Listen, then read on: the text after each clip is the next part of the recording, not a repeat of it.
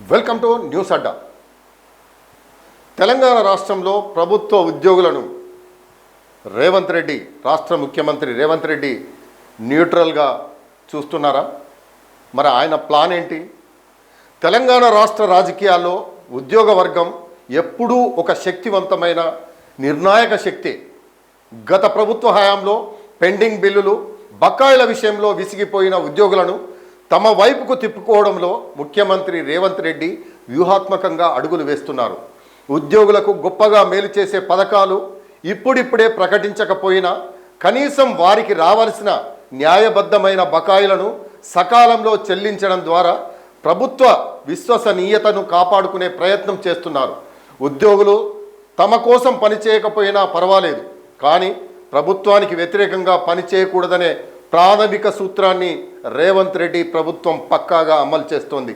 ఈ క్రమంలోనే ఉద్యోగ సంఘాలకు ఇచ్చిన హామీ ప్రకారం పెండింగ్ బకాయిల చెల్లింపు ప్రక్రియను వేగవంతం చేసింది. ముఖ్యమంత్రి రేవంత్ రెడ్డి ఆదేశాలతో డిప్యూటీ సీఎం బట్టి విక్రమార్క మొదటి విడతగా 2000 కోట్లను విడుదల చేస్తూ నిర్ణయం తీసుకున్నారు. 100 రోజుల్లో మొత్తం 6000 కోట్ల బకాయిలను క్లియర్ చేస్తామన్న ప్రభుత్వ హామీలో భాగంగా ఇది మొదటి అడుగు. ఈ నిధుల విడుదల వల్ల ప్రధానంగా రిటైర్డ్ ఉద్యోగులకు పెను భారం తగ్గింది. సుదీర్ఘకాలంగా పెండింగ్లో ఉన్న రిటైర్డ్ ఉద్యోగుల జీపీఎఫ్ బకాయిలను ప్రభుత్వం 100% క్లియర్ చేసింది అని చెప్పవచ్చు. అలాగే మే 2025 వరకు ఉన్న మ్యూటేషన్ బకాయిలను కూడా పూర్తిగా చెల్లించడంతో వేల సంఖ్యలో విశ్రాంత ఉద్యోగులకు ఆర్థిక వెసులుబాటు లభించింది. ఏళ్ల తరబడి తమ సొంత డబ్బు కోసం కార్యాలయాల చుట్టూ తిరిగిన వృద్ధులకు ఇది నిజమైన ఊరట అని చెప్పవచ్చు. రాష్ట్ర ఆర్థిక పరిస్థితి ఎట్లున్నా ఉద్యోగుల సంక్షేమం దృష్ట్యా 6000 కోట్లను కేటాయించాలని ప్రభుత్వం నిర్ణయించింది. ఇప్పటికే 2000 కోట్లు జమ చేయగా మిగిలిన 4000 కోట్లను కూడా దశల వారీగా విడుదల చేయనున్నట్లు ఆర్థిక శాఖ స్పష్టం చేసింది.